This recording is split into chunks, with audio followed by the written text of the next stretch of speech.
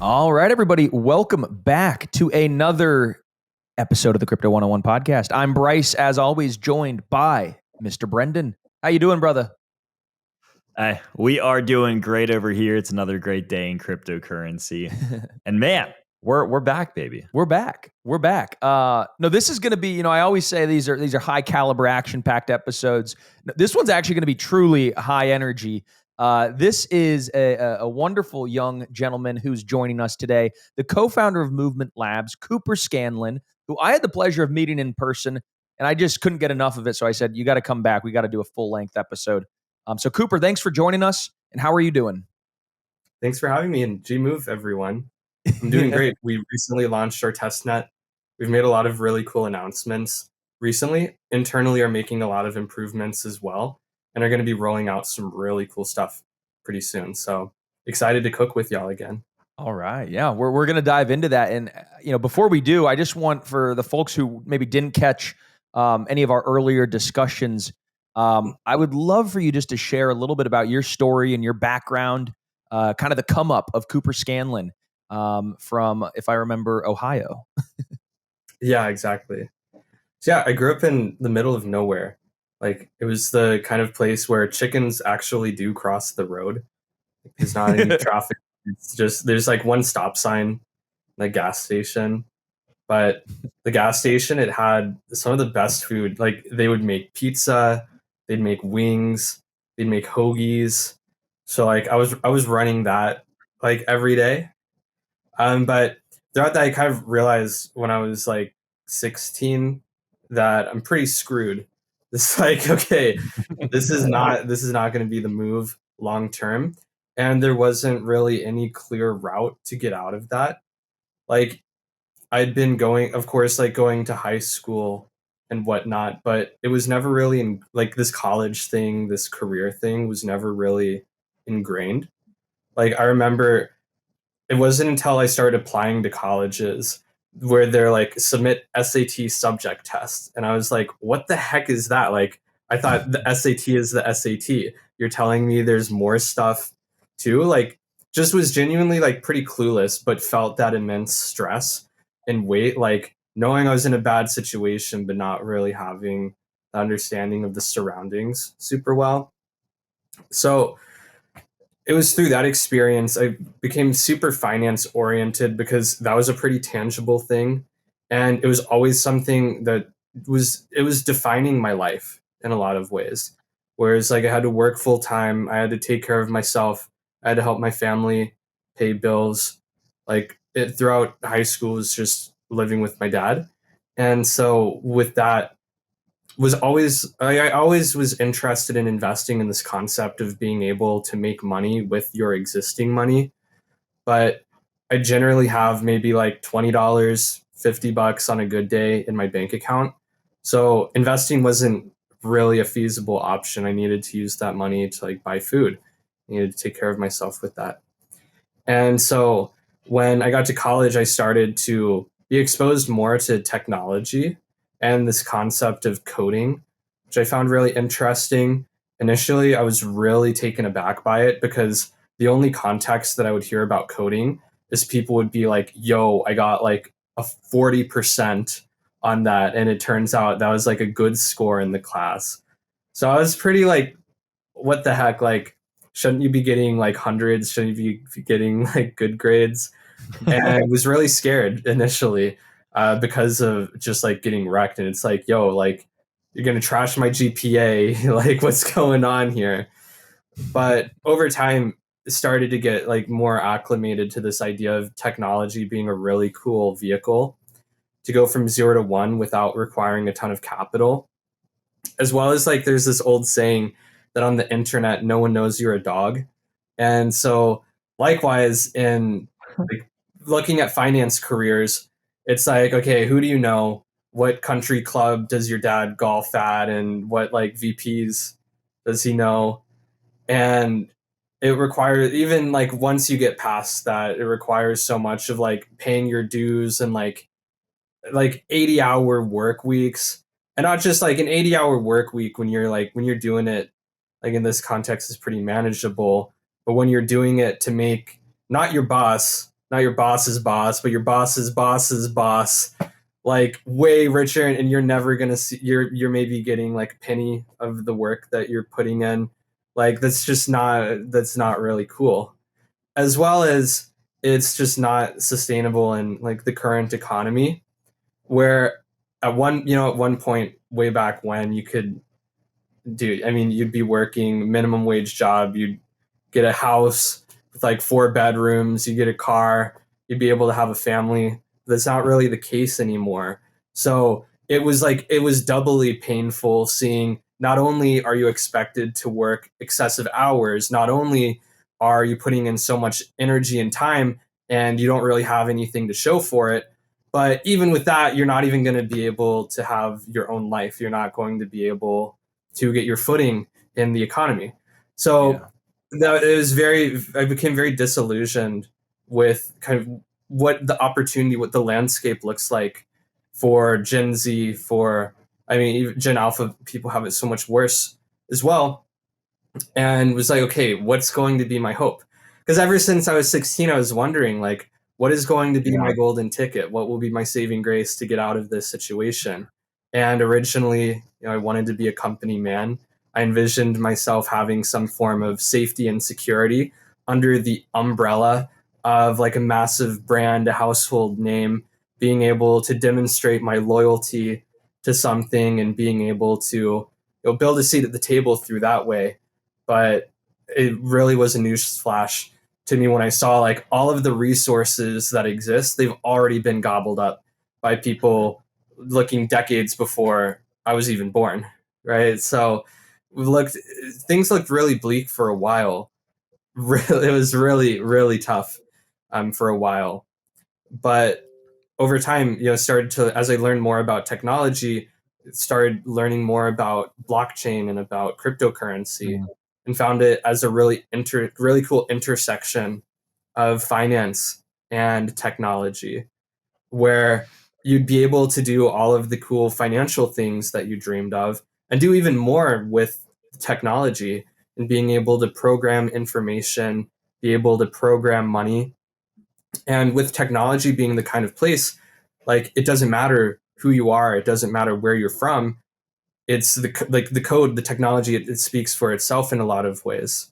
And so being able to apply those two together, I found tremendously exciting, right? It's like magic entered the world once again, and there would be opportunity. There would be the chance to build my own seat at the table and, yeah, be able to make it. So I was originally working on a SPAC DAO vehicle. So the idea was that within venture capital, particularly for fund of funds, right? You want to have a more streamlined experience for the funds in your network, raising and deploying capital, as well as you can create a hub, because it's traditionally a very, very illiquid space. But if you have KYC AML'd investors, and especially if you're under the umbrella of this fund of funds, then they should be able to communicate with each other. They should be able to trade and whatnot. So we were working on that together. And one of the major pain points was with the Solidity language. So honestly, it was frustrating all around. I was annoyed that, like, okay, this isn't really geared towards real world asset use cases. Like, it feels like I'm writing wizardry. The fund I was working with, they were annoyed because it's like, yo, like, we don't know what the heck. Like, if you think it's wizardry for me, imagine how they're looking at it. It makes no sense. And this is the coding language that Ethereum is built in, for those who've never heard of Solidity, right? And it's kind of an offbeat language, not like your JavaScript or C or something that's a little bit more commonplace. Yeah, and for what it's worth, Solidity was a huge leap forward, because before that, we didn't have smart contracts, right? But it's the kind of thing where when you're taking such a great leap forward, it's like we're progressing light years into the future. How likely is it that you're going to hit the bullseye? We're not even talking like degrees. It's like sub, very, very small, very small. Precision when you're looking at that level of a distance traveled in terms of like how far the difference. Like they say, if you travel, I don't know if it's from like New York to LA, but like if you change 1 degree, you end up in totally different places, right? It's kind of like that. where Yeah. so like it served its purpose of being like demonstrating what is possible. But we've progressed so far as an industry, especially as we look towards towards more use cases in which asset ownership is important, like RWA, like gaming, like consumer use cases. It doesn't scale like that. It wasn't meant to scale. It was meant to demonstrate possibilities. Yeah. And so, yeah, that was a pain point that we both were feeling. But then you look at the funds within their network, and it's like if you think as a traditional, like it hurts when I open my portfolio and it's like I'm down 20%. Imagine how much it hurts when like it's not just your money; it's the money of your Yeah. LPs and people who like to lose even less than regular folk do. And so, all in all, although we had a really powerful idea and something that it makes a lot of sense on paper, in practice, there were pain points at every step of the way and from every stakeholder within that. So, as I was researching different languages to use, because around that time, right, we see like Solana doing stuff with Rust. And it's like, okay, for the first time, you can use different languages with blockchain. And around that time as well, Aptos and Sweet, they were making rounds. They were doing really big things, announcing massive rounds with huge investors, and it really felt like this kind of like Prince that was promised narrative of like, okay, we've like a language that was developed by Facebook, the best engineers, countless millions of dollars put into it. Yeah. We have these huge backers. They're raising like some of the biggest rounds that like very I mean each of these teams they raised over $350 million a piece. So that's nearly $1 billion. Not just like not even going into Move language, going into Aptos and Suite after Move was developed. So was really huge, really exciting. And when I looked into Move language, it not only solved it solved all three of our problems. It was more intuitive for like me to build with in terms of what the actual code writing looks like, being similar to Rust and having just really clear pipelines in terms of where information flows to and from. Whereas Solidity, like it's kind of like things disappear into the ether and reappear in other places, and they might be in two places at once, and they might get stolen along the way. With Move, it's much more just like physical objects. So it's way less of a headache, right? For firms that we work with to be able to read the code and be able to have an understanding of like, okay, this is what the functions do. Like this is how the system works. But then also having significantly less vectors of attack than Solidity, right? It solves the reentrancy problem. It solves a lot of other common attack vectors as well. And additionally, having a built-in formal verification system where it's not auditing, right? You still need to get code audited to prove like that your logic works and that there's not huge breaks. But when you run the code as well, like internally, it's checking, it's making sure things are running smoothly and that there's not any funny business going on as well. And so that was huge, right? For fun, it would be huge for funds in the network as well. And realizing that Move It not only like solved all three of our problems, but also created new use cases for RWA, that it expands beyond just what I was working on to gaming. It expands into DeFi.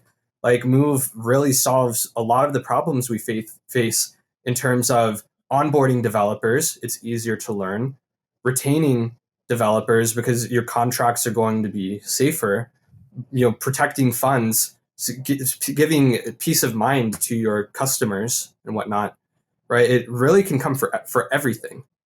And so I really fell in love with this language, fell in love with the ecosystem and the community of Move developers, because it really felt like magic. All of us were in it together. Like the early days of the ecosystem, people were teaching others the language. We were troubleshooting in Telegram chats. Everyone, it didn't matter. Like there was no fighting for places in the ecosystem. We were really aligned in this. Like, if we want to win, we have to band together. It's too early to cut up the pie. Like we just need to focus on growing it. Yeah. And so, yeah, it was really cool to be a part of that sort of ecosystem. So I started building structured products in the Move language. So I was really interested in this concept of like, if you want to invest on chain, the way to optimize your yield is to go across multiple different protocols. But that's a huge hassle. It's a pain to do. It's a pain to track what your APY is and being able to optimize that over time. And if you want to withdraw, or if, heavens forbid, something bad happens to one of those protocols, it can create a lot of systemic risk in a way. Like, your fingers aren't always fast enough if you're going through like 3 different front ends, 3 different protocols, waiting. I wanted to make it so that you could, with one click, be able to choose different strategies with your risk tolerance. And very importantly, you see your APY in real time. If you don't like it, you click one more button, you have your money back, and you can go put it somewhere else. So making it simple to invest in DeFi was really interesting to me in building consumer-oriented structured products with the Move language.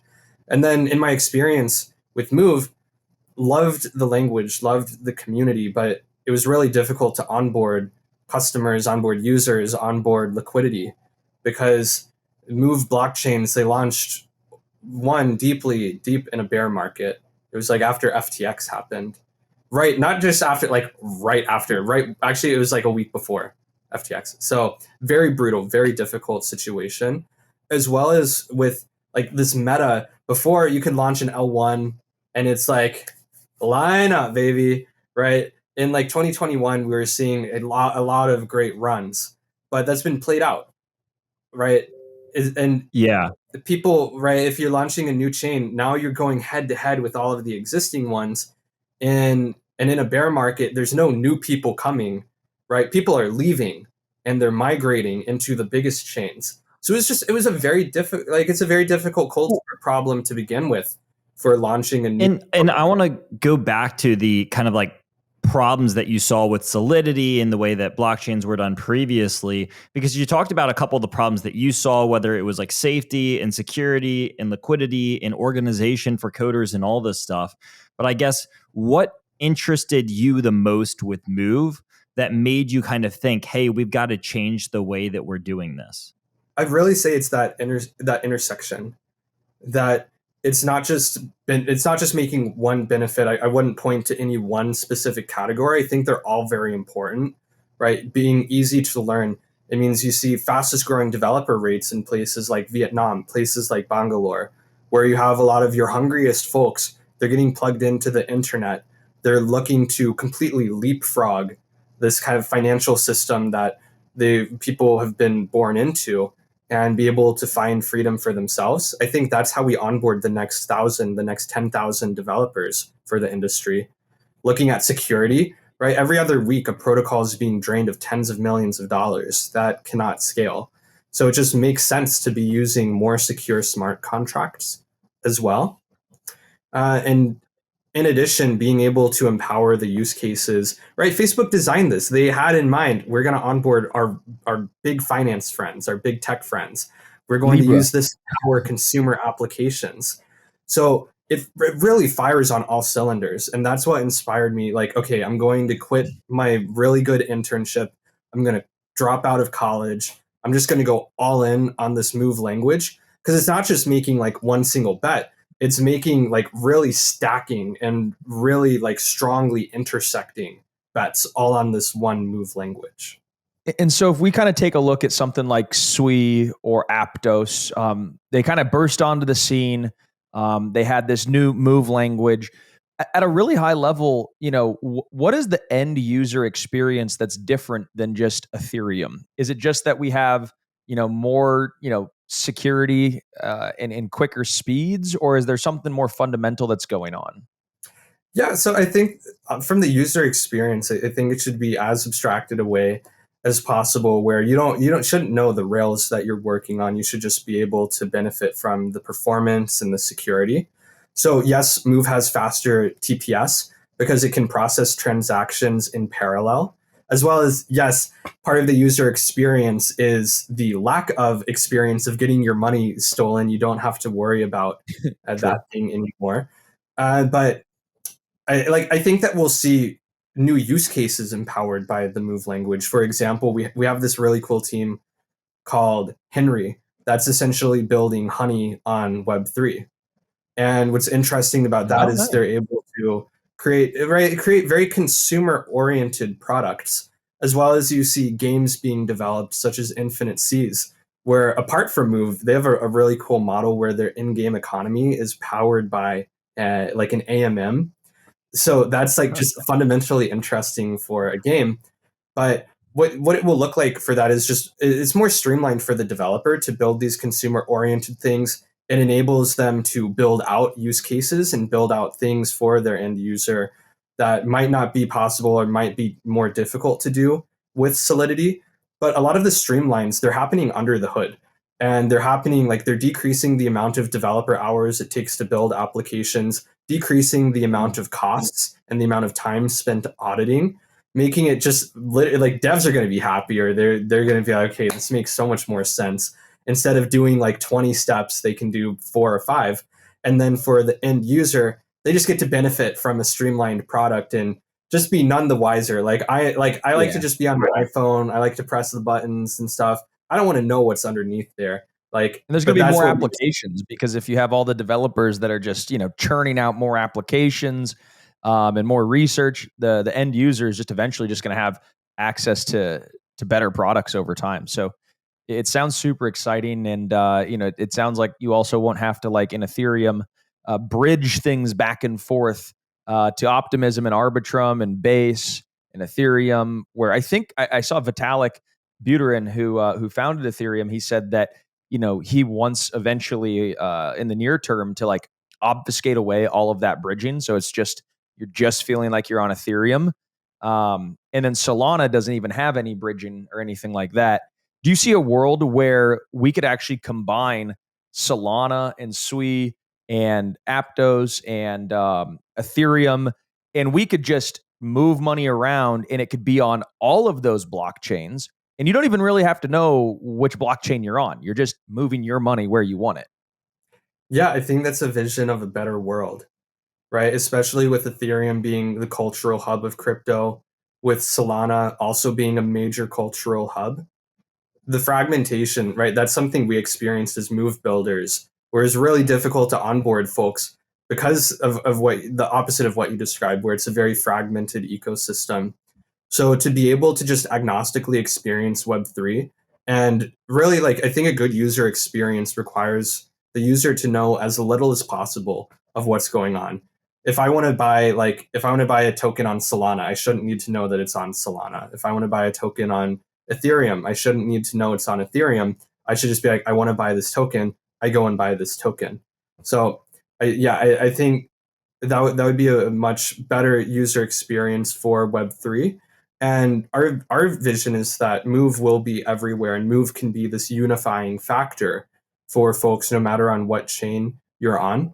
And that's kicking off with Ethereum, as well as, of course, kicking off with our partnership with Polygon and using the AG layer that makes that seamless user experience possible on top of Ethereum.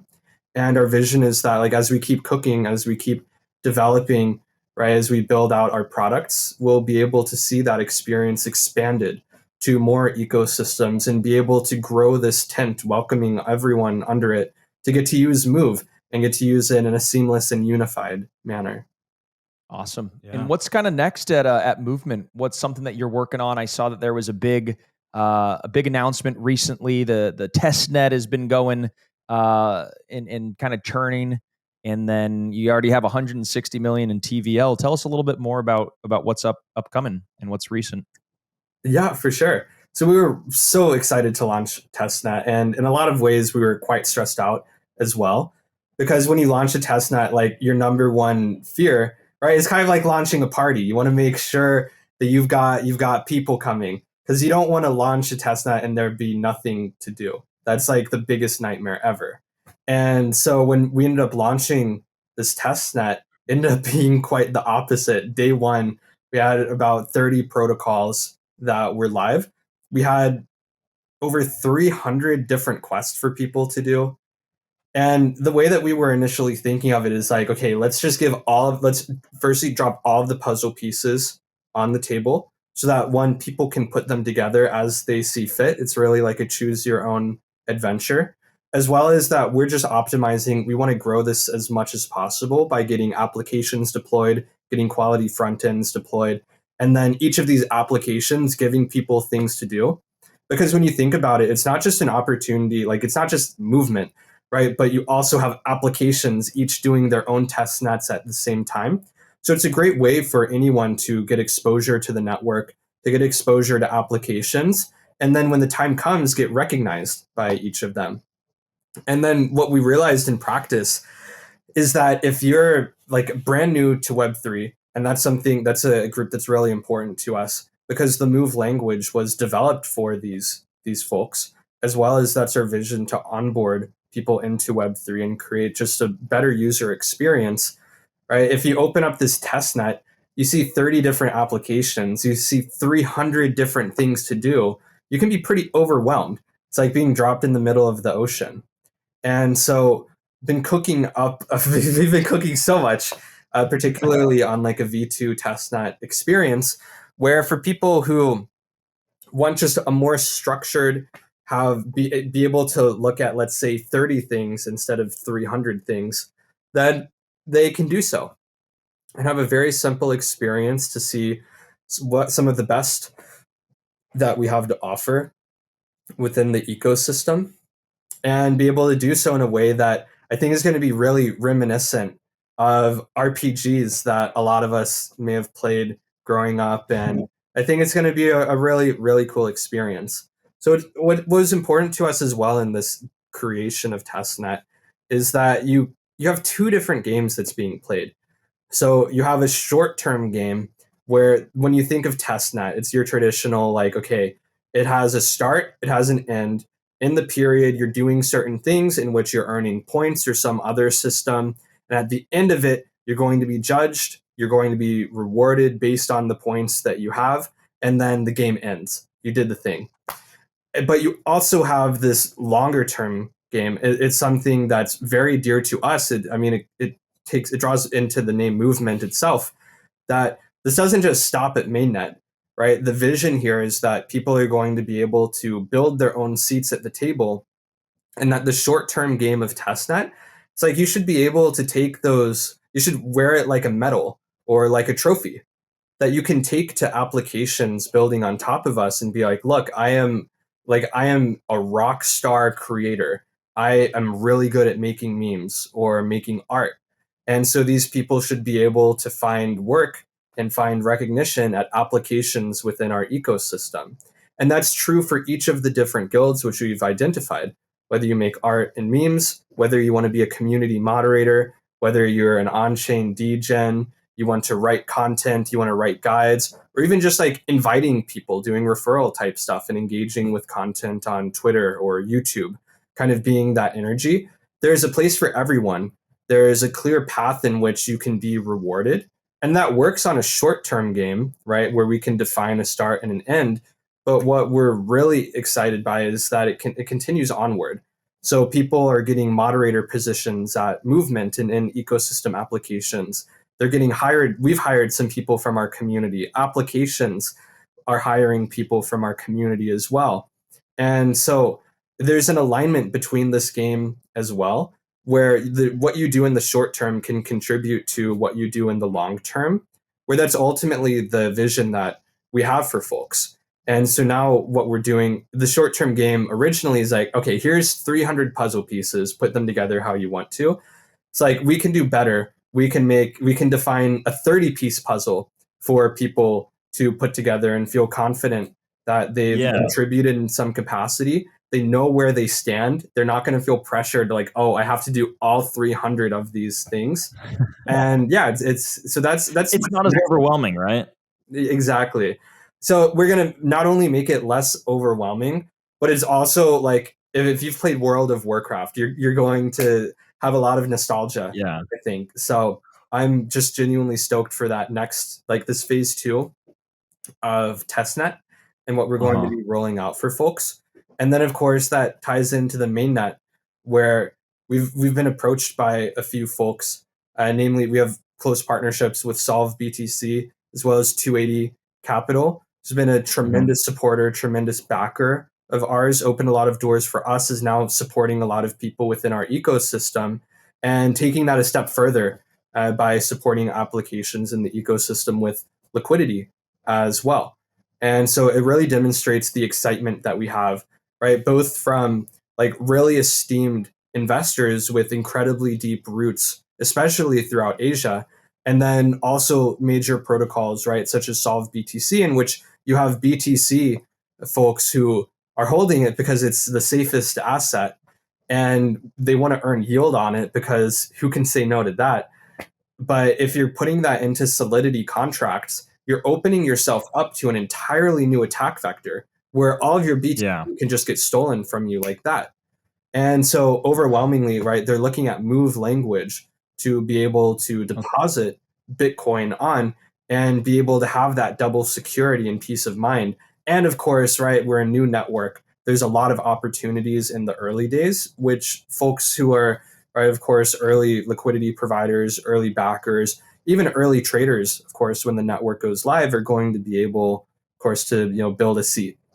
Yeah, and I want to go back to the topic of gaming, because it seems like you're a fan of the gaming ecosystem, and I am as well. But I'm curious what your thoughts on the current state of blockchain gaming and what's happening over there. Because again, I'm a fan of it, but it seems like gaming specifically when it comes to the blockchain side is in a little bit of a rut right now. And I say that because and maybe it's just people had false expectations, right? I think there was kind of this false picture painted, and it's like everything's going to be blockchain gaming in 3 years' time. And from the inception of it, or from when it got popular a few years ago, and now people are like, well, why isn't all the latest AAA games built on blockchain yet? It's like, well, I think, at least in my opinion, and I want to toss it back to you, but the way that I view it is that there hasn't been proper large scale infrastructure set up. There hasn't been a reliability factor in some of this other stuff. And I think that's what some of the bigger players have been waiting on. So, again, I want to pass it back to you. You seem really passionate about this space and you have a good understanding of what's going on and probably some of the stuff that the industry needs.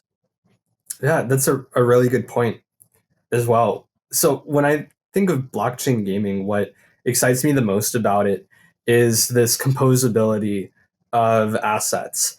So over COVID, I was playing Modern Warfare, playing Warzone like every day. And that was the first like COD game that I got the mastery camo. I got Damascus for getting gold on all of the guns. And it would be really cool if in future COD games I would be able to take that Damascus with me, or be able to showcase like I made this achievement. And that's part of why, when a new Call of Duty game came out, I was like, okay, I don't really want to buy this. Like, I have the mastery camo here. I feel bought in. I did the thing. And you got to start over. Yeah, I got to decide. I'm not really feeling that. I think that it's really difficult for blockchain games to compete with these AAA folks, like you said. I'm not as tapped into the what AAA gaming infrastructure looks like, but from the user experience and that side of things, I think that like one of the use cases that blockchain really empowers is this like micro payments and being able to have many transactions at the same time. But like I guess I'll play devil's advocate here. Imagine like EA or Activision, they get their hands on this. It's already a hellscape of microtransactions in AAA games. Like who knows what it could look like if they get their hands. We don't know what kind of beast we're going to unlock potentially. Yeah. And from the blockchain gaming side, it's like those things where like finance is kind of like people are turned off by that now in a lot of ways. So it's really difficult to compete with AAA games, right? How are you going to build Elden Ring on chain? And until you're able to do that, if I can play Elden Ring and like new DLC drops, like that's where I'm gonna be. Yeah. I would agree. One thing I think is cool within the blockchain space, like again, to highlight Infinite Seas, being able to have an in-game economy that is like having the economy powered by blockchain by implementing like a native AMM model with how resources are priced and traded. I think that's really cool. And I think that can be used to create a more immersive experience in a way that doesn't turn off the end user.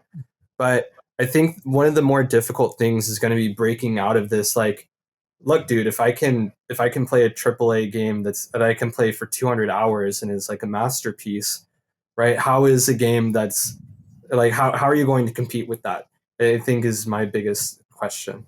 Yeah. Well, do you think it's possible to have a AAA game that's powered by traditional means, but the economy or the in-game items, like you said, to be powered by blockchain? Like, can we have a hybrid model where the game itself is like centrally powered Hmm. and ran, and then the economy behind the game, think like a CSGO economy or any kind of economy that has these large amounts of in-game items where that is decentrally powered? I think you struck gold there. That makes a lot of sense, right? Like criticisms with Yeah. like the Steam store, to truly own those assets, be able to take them elsewhere, do what you want with it.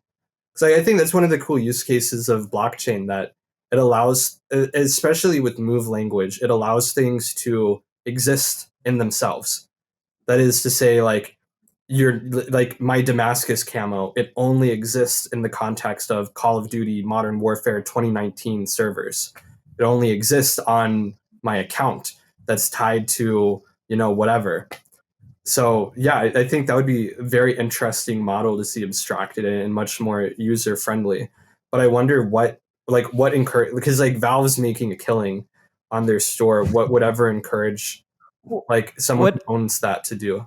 what I would think is that they kind of like what we saw with NFTs, where the owner gets primary and secondary royalties. So they get the royalty from the initial sale, and they're going to get that anyway. They already get that. I think the benefit is that they would then get a reoccurring percentage of every time it's sold after, even on third parties. And that seems to be the issue with a lot of these games, is that people realize that they could have more freedoms like the blockchain world offers by going through third parties.